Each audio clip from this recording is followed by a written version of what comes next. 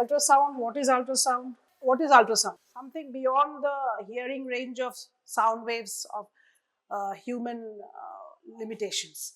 So it is the sound wave frequency which is greater than 20 kilohertz per second when it is beyond the audible range of human ear, which is 20 hertz to 20 kilohertz.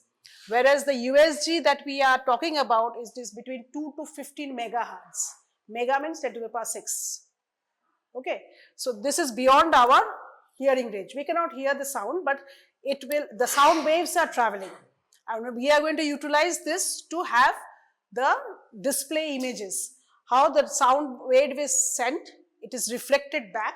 So this is the time taken for the distance traveled, which is being processed by the computer as the image. Usually in gray scale, it will be dark gray, black, white, absolutely black. So these will be the display images will be like this. So ultrasound frequencies used in medical imaging typically range from 2 to 15 megahertz. And it is a picture that is called a sonogram. And it uses high frequency sound waves to create real-time pictures. Why are we interested in this? Because we will get the real-time picture. If here suppose the in utero fetus is moving, but we cannot see it. But at that point of time, what the fetus is doing, we are trying to catch that image. So that is why this is applicable and it is harmless. It is non-interventional. No trauma done. So it is a good investigation, non-invasive investigation. This is the basic components of a USG machine. This is the monitor, the transducer, which will send the waves and it will also receive. This is the keyboard, the pulse controls, the CVD drive where you will store the data, and this is the onboard computer, like any computer, one that you have, the mobile is a computer. So this is the same thing, principle is the same. These are the basic parts of a USG machine. So a typical ultrasound machine has 5 basic parts. Transducers, which can be transabdominal, that is through the abdomen, transvaginal or transrectal. Okay. Processing unit, that is receive and process the energy. That is to detect and amplify the energy received, and that will be transformed into image for display. We are seeing the image that has been produced by the sound waves. So at interface of organs, there is a change in frequency of the sound wave movement that is being reflected. So this is the display monitor, the front panel with the knobs we have seen in the picture, the storage of USG images. The transducer sends out sound waves and receives the echoes, which are then processed by the computer and displayed as an image. This is just the basic principles that you should understand. This is sound wave. So no radiation hazard. Sometimes the patient asks, is there any radiation hazard? X-ray korle khoti hoye jabe na to bachchar? It's not that, because this is sound wave and this will not harm or cause any radiation to the in utero fetus. Am I clear? Am I comprehensible? You understand what I'm saying? Now, how is the image formed? So the ultrasound images are formed by sending high frequency sound waves. What is the range we have talked about? Megahertz. 20 hertz to 20 kilohertz is our audible range of hearing. It is megahertz. So the sound waves are sent. Here you see the sound waves are traveling. Again, it will be reflected back. So we are sending high frequency sound waves into the body and analyzing the reflected echoes. A transducer which both emits the sound waves and also receives. So the sound waves are traveling twice the distance. So this is the time return is the 2 into distance by the velocity. So that is the time taken. This time taken for the echoes to return as well as the strength is used to create a grayscale image. This time is being depicted as a display image. How much time the sound waves are taking to come to get reflected from the interface of each organ has a different reflective capacity. Here we are sitting, the sound waves are traveling, but we are not getting any image because those are not so powerful. That high frequency sound waves are not being sent. So it has come from the word sonar, sound navigation and sonar. It is also known as sonography, and this transducer is a piezoelectric crystal. So they travel into the body and reflect it back when they encounter different tissue interface. That is what I am trying to get across. The time it takes for the echoes to return and the strength are analyzed to create a real-time image of the body's internal structures. It's a very important development in medical science. We can see inside without going inside. When we operate, when we do surgery, when we do laparoscopy, we are going inside. Here we are not doing any trauma to the abdominal wall and we are having a picture of it. So it is fantastic. This is a very novel development of medical science. So standard images of maybe B mode or brightness mode, it displays a 2D image of anatomical structures where the brightness of each point corresponds to the strength or amplitude of the reflected ultrasound signal. M mode is the motion mode, the movement of structures over time along a single line, like cardiac motion. Heart is beating. Colored Doppler and pulse wave is based on the principle of Doppler, which means there's a change in frequency and wavelength between the incident wave and the reflected wave. The RBC in the blood vessel are moving. We are trying to find out how much blood is flowing. So the sound waves are going and getting reflected, but the change in velocity is being depicted when the wave interacts with the moving structures such as RBCs in the umbilical artery. This is called Doppler. So we have B mode, the M mode and the Doppler mode. Doppler shifted audible signals can be converted into visual signals. So this is how we try to understand how what is the speed of what is the velocity of the fluid, that is the blood. How fast is it flowing? In utero, we want to find out how much blood is flowing into the fetus through the placental circulation. If the blood is not flowing adequately, baby will not grow. So this is what we are trying to, this is flow velocity waveform. This depicts the presence, direction and velocity of blood flow. Red towards the transducer and the blue is away from the transducer, and 3D images. These are the basic principles on which it is done. You have to know ecostructure. Ecostructure is the reflected waves of varying magnitude give a typical architecture. Every organ has a typical architecture which is being depicted as eco texture. It can be hyperechoic, it can be hypoechoic, or it can be anechoic when there is no echo reflection. Like the bladder, stomach, where there is fluid, or fluid means gas or water. Now come to the subject proper. The first trimester is how much? Never say 3 months. We say everything in weeks.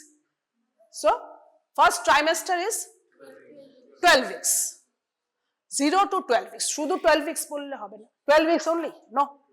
It is from inception to 12 weeks. First, now the latest data says it's up to 14 weeks. So if any candidate says up to 14 weeks, we will give marks. Okay, previously it was taken as 0 to 12 weeks. So what are the tests that we do? Conceptus phase, this is 3 to 5 weeks. Conception usually occurs 2 weeks after a last menstrual period, and the gestational sac is too small to be seen. Just 3 weeks. Embryonic phase is 6 to 10 weeks and fetal phase is 10 to 12 weeks. We calculate everything from the LMP. See, this is the gestational sac, first thing that appears in the ultrasound. Any problem? You can come out with your problems with me. He will not be able to solve it right now, maybe 10 years from now, but not now. Okay, gestational sac, see, this is serum beta HCG level. What is this? This is the hormone which rises in pregnancy. So if it is in the range of 1000, you can expect a gestational sac to be visible. A patient has come to you, she says she has missed a period. Okay, so now how to confirm there is a pregnancy? We do a urine test. Urine test, This is a serum beta HCG. Urine test will give you a qualitative test, positive or negative, but it will not give the quantitative value of the serum, the beta HCG hormone, which in the range of 1000 we should be able to see a gestational sac. If it is done by TVS, that is, we have said transvaginal sonography, and if it is transabdominal, it should be 6000. So transabdominal is less sensitive. It will become positive a little later. So when you are in doubt and you have the capacity to do a TVS, you can say that we will do that. Okay, and yolk sac appears after that. See that now the level has gone up to 7000. Embryo, now you don't have to go for a TVS. You will be able to see perhaps in transabdominal sonography, but the beta HCG level has gone up. It doubles every 48 hours, up to say 60 to 70 days. So when the doubling time is adequate, we say the patient, the pregnancy is okay, pregnancy is viable, pregnancy is growing fine. And if the doubling time is not the one that we expect, that means it's a failing pregnancy. This pregnancy can go into waste. There can be a miscarriage. And this is the embryo. Embryo, say 11,000. So these, it comes, first appears is gestational sac, then yolk sac, then embryo. So confirm the pregnancy. What do we want to see when we do ultrasound scan and you expect a pregnancy? You want to see whether there is pregnancy. That you have, say, confirmed with the serum beta. There is pregnancy. Now, where is the pregnancy? What is the common site of pregnancy? Intrauterine. But it can be extrauterine. That is ectopic. So that we are confirming pregnancy. We are confirming the site of pregnancy. And we will confirm the gestational age. How? The ultrasound measures the developing fetus, crown rump length, to estimate the due date accurately. But the gestational sac we have seen, that has a measurement also. So from there also we can calculate. Then the yolk sac is appearing, then the fetal pole and the embryo. And cardiac activity appears a little late. So at around 6 weeks we will be able to see our cardiac activity. We are happy. This pregnancy is going fine. Once you see the heart activity, we are convinced that the baby is living, fetus is living. Prior to that, unless we see the cardiac activity, we are not convinced whether this pregnancy will go to, will thrive or not. Once we see the cardiac activity, you will see the obstetrician is very happy. The pregnancy is doing fine. So we are calculating the presence or absence of pregnancy, the gestational age, the location of pregnancy, and fetal viability, and the number of pregnancy. It can be singleton or twin, multiple pregnancies, and early screening abnormalities. Why we do an ultrasound? To see all this, and also to exclude any abnormalities, whether there is any congenital defects, whether we will allow this baby to be born or not. If MTB class, I think we have taken. I have taken MTB class. Have you attended? Lecture class I have taken. How many of you have attended? MTP class?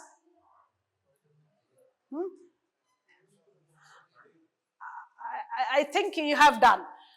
MTP is allowed till 24 weeks now. So before that, we have to detect any defect. If it is present, we may allow the patient to terminate. That is why it is so very important that we detect it on time. Okay, and early screening,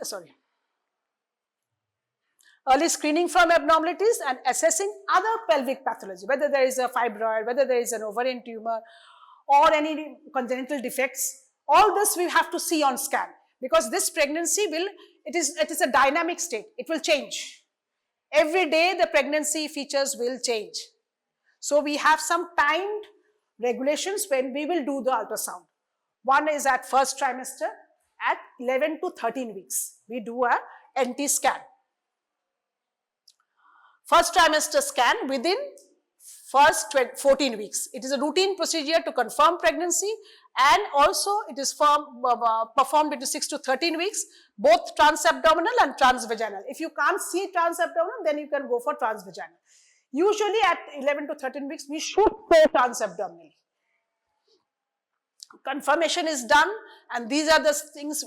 Conformation, gestational sac first appears at say 4.5 to 5 weeks. Then after gestational sac, yolk sac. Then fetal pole, and embryo appears with cardiac activity. So all this, if you find, it is around 6 weeks. You can confidently tell your patient that your baby is there. It has not undergone any miscarriage. Now for the confirmation. See, the sac is this, the yolk sac is this, at 4.5 to 5 weeks. This is the sequence how it appears. And this is the double decidual sign. Why double decidual? This is the decidua capsularis. Go back to your anatomy class, go back to your embryology class. This is your decidua capsularis and decidua parietalis. This together forms that double decidual sign. And the gestational sac is here. This is the first thing. When question is, first to appear is gestational sac. First sign, earliest appears double decidual sign, 4.5 to 5. It is usually eccentric in location. Eccentric means, what is eccentric? Away from center, not at the center. And it excludes pseudo-gestational sac. Sometimes, when there is fine bleeding inside, that will also show as a sac. But that is pseudo, it is a false sac. That is not the gestational sac. It will be in a central position. See, this one is eccentric. This is more liable to be a gestational sac. This is more likely to be a gestational sac than this one. So this is somewhat bleeding inside, or some fluid has collected, that is showing as a pseudo-gestational sac. This is like a diamond ring. See, the appearance is given by the yolk sac, which represents the ring. This is the ring, and the embryo is located peripherally, this representing the diamond. This has a diamond ring sign.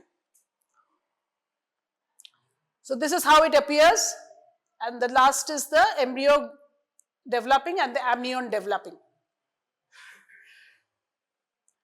This I don't know whether you can read it. This is a threatened miscarriage. Threatened miscarriage means pregnancy was there. Now the bleeding has started, but it has not gone to that extent that the abortion will occur. But there is a risk because some amount of bleeding is there, but the internal os is closed. Inevitable abortion is the os is open. So this will inevitably get aborted. It is by nature. We are not doing anything. It is nature, it is doing it. So this is inevitable. Complete abortion, the whole thing has come out. Incomplete, partially it has come out. And this is missed abortion. It is, the fetal demise has occurred, but there was no bleeding. It has remained inside. This is missed. We don't use the term abortion for natural course of events. We say miscarriage. Missed miscarriage, missed inevitable miscarriage, incomplete miscarriage. These terminologies have changed over time. So gestational sac dating, it is 29 to 35 days from LMP. You have to date the pregnancy. True gestational sac, we have to recollect, it is eccentric. And mean sac diameter plus 30 will give you the gestational age in days. If you measure the gestational sac, measure it in millimeters at 30, that will give you the gestational day in days. Then the double decidua sign we have seen, the decidua parietalis and capsularis. This is due to decidua and the chorion. Presence of yolk sac and fetal pole. I am saying the same thing over and over again.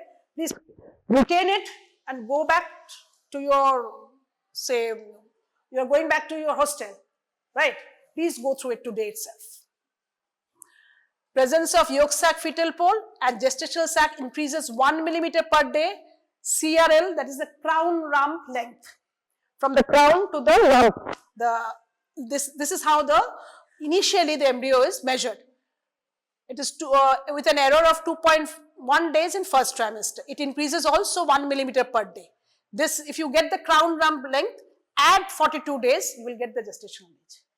This is how the fetal medicine experts, they calculate the dates. You just tell them, it is always fed in your computer, they will give you this data. But you must know how to interpret as an undergraduate medical student. And when the baby grows up, fetus grows, you have to see the biparietal diameter, femur length, head circumference, abdominal circumference. This at later trimesters. First trimester, we have seen. What are the four things that you will see? What will you see?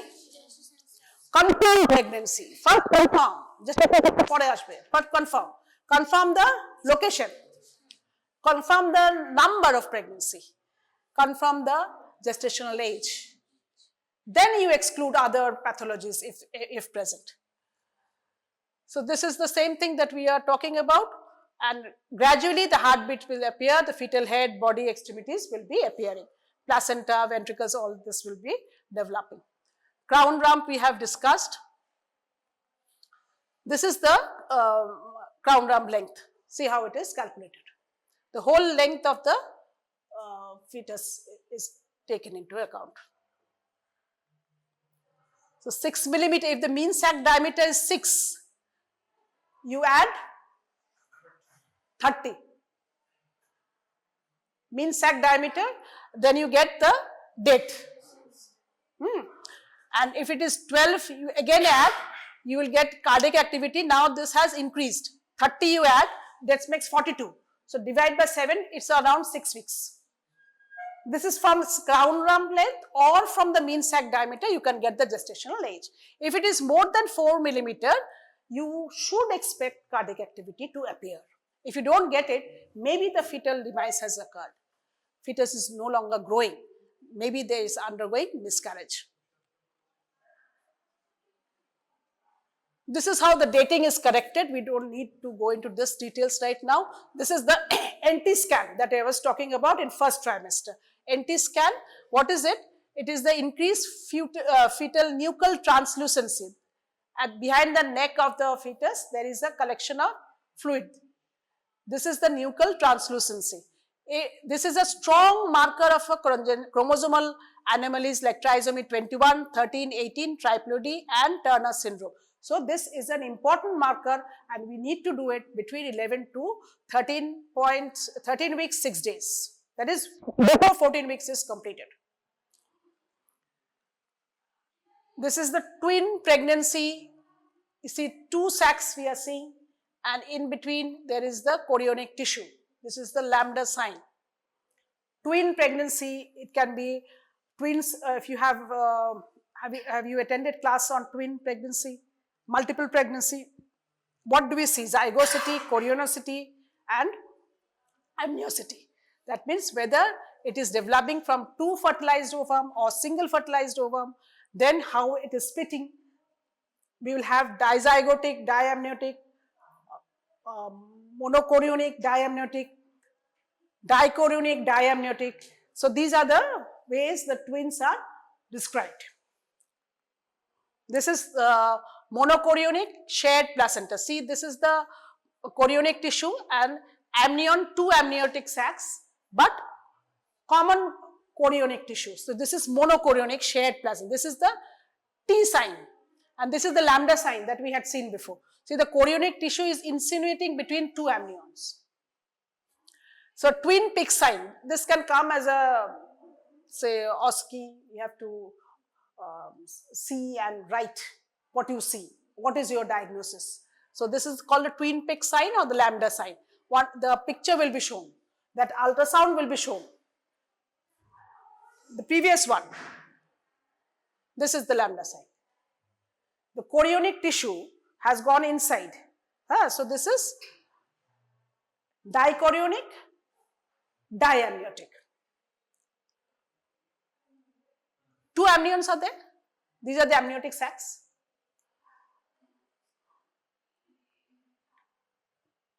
Clear? This you may get as a practical in exams, you can get this. So this is what is your diagnosis? See, this is a T sign.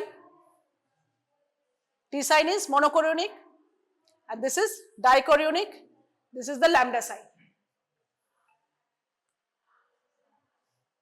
So this is an early intrauterine, see, eccentric sac. So it is an intrauterine pregnancy, and this is a single ring. This is pseudo sac. See, it is centrally placed and anechoic. there is the fluid inside. That is why it is dark. Here you see there is a dark, there is a hyperechoic rim.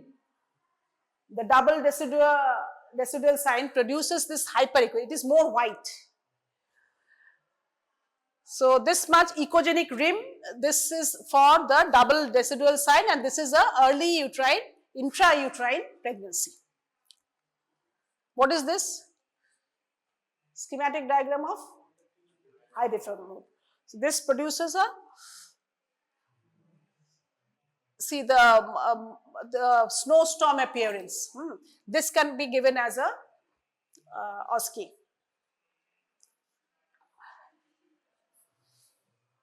First trimester, normal gestational sac, and see there is, this is the sac, and here you see there is a dark shadow. Why? There has been some bleeding. Blood is being shown as that hypoechoic shadow. Fluids do not give good shadows. That is why it comes as black. This is a threatened miscarriage. So there has been some bleeding. This pregnancy may or may not continue. There is a risk to it. If the internal os is closed, okay, baby's cardiac activity is fine, baby is growing, okay, the risk is overcome. But this may land up in miscarriage, but not confirmed. Inevitable is it will definitely go into miscarriage. What is this? Ectopic pregnancy. Ectopic pregnancy means, define ectopic pregnancy. You say it in a full sentence. Presence of pregnancy outside the normal site, that is the outside the intrauterine cavity. So this is in the tube. It can be in the ampullary part, isthmic part, interstitial part, or partial interstitial. So these are all ectopic pregnancy features. How will you confirm? You will do a serum beta HCG, but you will see the beta HCG is not rising to the extent that we calculate it to be in normal pregnancy. And again, you will not get that gestational sac that we were talking about, which will not be present in the intrauterine cavity. It will be somewhere around. See, the gestational sac is not here. It is outside. Cavity is here and the sac is here. So it is outside the uterine cavity. So you suspect this is an ectopic pregnancy. Will this pregnancy thrive? Will it go? What will happen? Ectopic pregnancy, go and read up. Ectopic pregnancy is an emergency situation. And the tube can burst. And patient can even die. Can even die. But now we have so many modalities of diagnosis. Why should we let our patients die? We will catch them as early as possible and treat them. So this is the placenta low-lying. The different types of low-lying placenta you have to know from before. This picture will be given to you. Placenta should be in the fundal position. This is a low-lying placenta. These pregnancies will land up as antepartum hemorrhage. Patient might have profuse intrapartum bleeding also. So we have to be cautious and keep blood in hand, and we have to alert the patient, her companion, the hospital, everything has to be on the alert. This is a chapter, see, ultrasound will touch all the chapters. You have to go and read up as much as possible from this context. What is this? This is IUFD. So the bones are, see, it is not in a line. Spalding sign is positive. This is normal amniotic fluid. See, this is the fluid is always dark. See, this is normal amniotic fluid. And here oligohydramnios. That means the Leica is less. Why? We calculate amniotic fluid index. Index is we sum up 4 vertical pockets of amniotic fluid. It should be within, say, 15 to 25. If it is less than 5, we call it oligohydramnios. So this is also at risk baby. So we are trying to find out how much the baby is at risk, whether we can do something for the baby. and mean vertical pocket is less than 2. It should be within 2 to 8 cm. Any one vertical pocket we have to calculate that should be free from the coils of the umbilical cord. So it has to be a free area. This much we will calculate and sum up from 4 quadrants, and that should be within 5 to 25 centimeters. This is breech. Breech means, what is breech presentation? Podalic end is lying within the, it is present in the lower segment, and the presenting part is the sacrum. Sacrum. It is the arbitrary point on the presentation which comes in contact with the different quadrants of the pelvis during the course of labor. Okay, so when you, they will just not give you the picture and stop. They will ask you questions on this. So this was touching all the topics in bits and pieces. Shaft measurement, this is done to measure the gestational age and later trimesters. This is BPD and AC. AC is abdominal girth. This measures also the liver enlargement, the liver development. That is the store of all energy. So that has to be measured. If the fetus is not growing properly, abdominal circumference will reduce. AC is to HC ratio will change. That means abdominal circumference will be compromised and the head circumference will be same in case of asymmetrical fetal growth restriction. That is a different chapter. Fetus is not growing adequately. So this is also what we have to detect in later trimester. That is second trimester, we have finished first trimester. First trimester till 0 to 14 weeks. Then 14 to 28 is the second, and 28 till 40 is third trimester. Hydrocephalus is there is the enlargement of the ventricles of the brain. It's the accumulation of CSF. So there is also certain congenital defects which will cause it. This is how it will look like. Anencephaly, here the has developed. And anencephaly. So this baby will also not survive. So if you have detected an anencephaly in mid-trimester, we will abort that. We will terminate that pregnancy. This is why it is so important that we detect on time. And we have to terminate according to the law of the land. MTP rules and regulations to be followed. Please attend my MTP rules and regulations. I have taken, I think, thrice, maybe different batch. But go through your, this topic, USG will touch all the topics. So if you pay attention, you can understand when you are going back to these chapters. These are the antenatal Doppler studies. Here we are studying the umbilical artery blood flow. Why? We were trying to see whether the blood is flowing adequately to the fetus from the mother. So this is maybe it is a bit difficult for you. This is normal pregnancy when the reduced and diastolic velocity. This is absence of diastolic velocity. This happens when the cardiac diastole, when the filling phase of the heart contracts, and again it fills up. So this is the systole and diastole. Diastolic filling is important because during this time only the blood flow is going to the fetus. If this is reduced, so the filling phase, the baby is compromised. So see, the flow is normal here. Here it is reduced. See that this part is the diastolic flow. This has reduced. See, and here it is absent, and here it is reversed. That means there is increased resistance to the blood vessels. Blood is not flowing adequately. To put it very simply, there are calculations to it.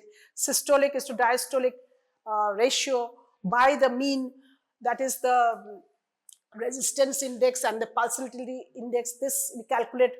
You may not be able to do all this right now, but just try to understand umbilical artery is important to detect the flow for FGR babies, that is fetal growth restricted babies. This is for the umbilical artery, that's what we have spoken. Uterine artery also has, if the flow is reduced, this is a pre-runner of preeclampsia.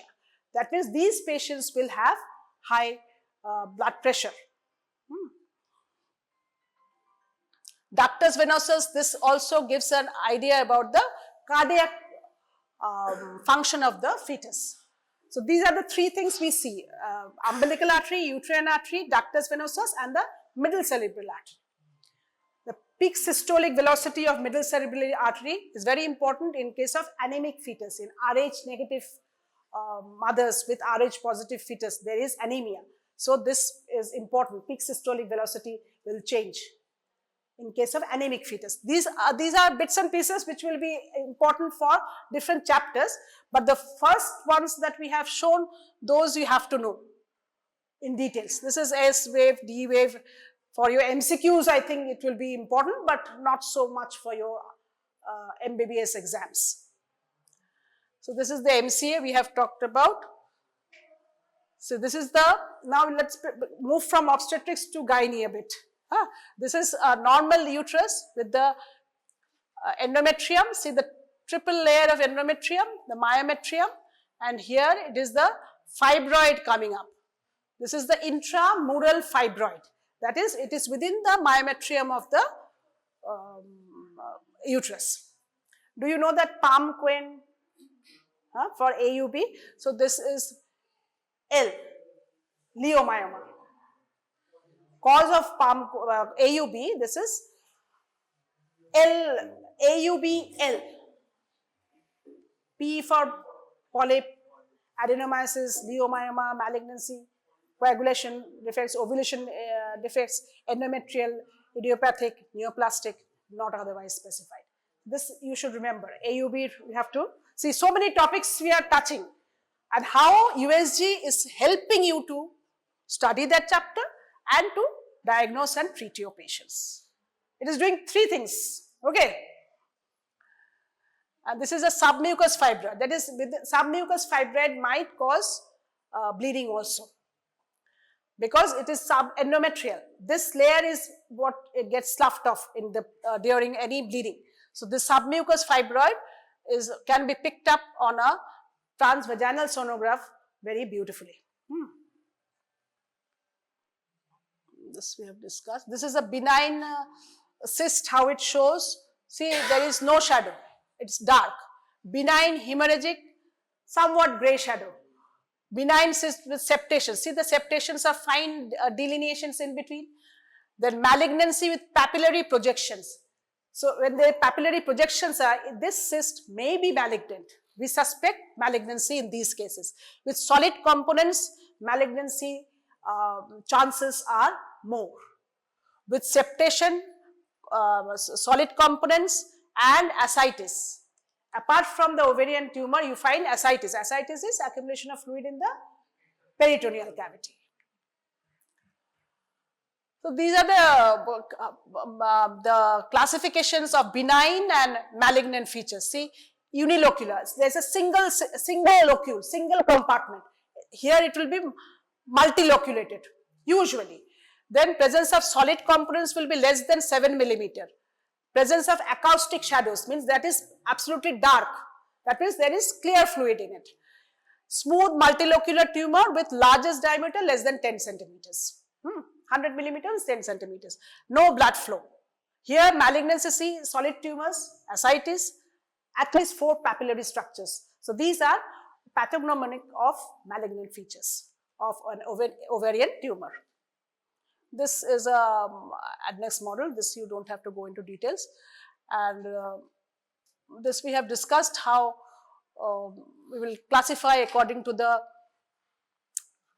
criteria that we have discussed. So what are the key points of USG? It helps to detect for you pregnancy and gynecological pathologies like fibroid and ovarian tumor. This is important. So pregnancy you will see in first trimester, second trimester we do an anomaly scan. Anomaly scan to detect any congenital defects. That is done between 18 to 20 weeks.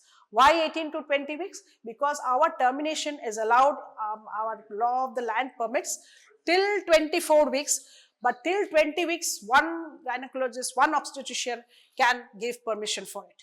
There are several criteria. Please go and read up. This questions will be asked to you after you have gone through everything. We have tried to reflect on certain things like ultrasound waves on certain aspects. how USG is helping us to have knowledge about our subject and how to treat our patients.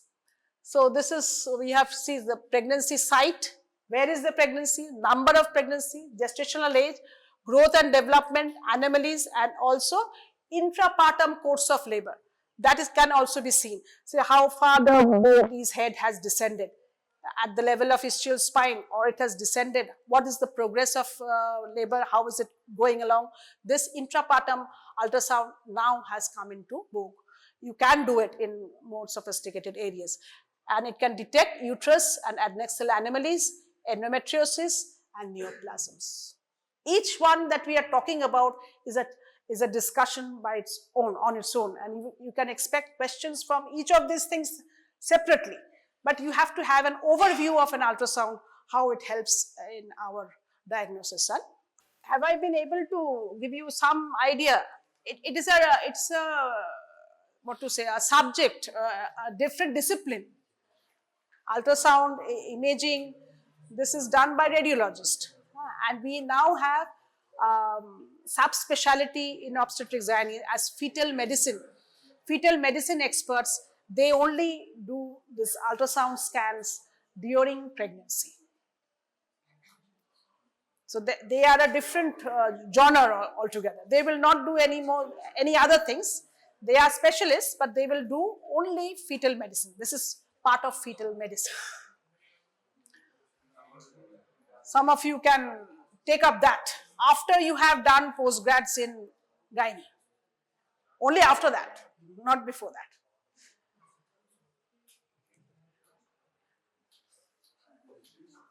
के class ये के CR के की नाम Atika Dako OSCE you will have this OSCE you will have that catheterization, postpartum IUCD, and control cord traction, usually these three. And for OSCE you can get anything. So some of this may come as interpretation may not be there, but you might be given that sonograph and asked what it is. The questions that I have given, simple questions. What is it? What are the other parameters of it? Questions related to your topic. You may not be asked to interpret CRL is this, what is the gestation, that will not be asked, but you must have a fair idea, a basic idea about what is CRL, what is GAS, what is the yolk sac, fetal pole, embryo, cardiac activity, what is the normal cardiac activity, fetal cardiac activity, what is it the normal thing, 110 to 160.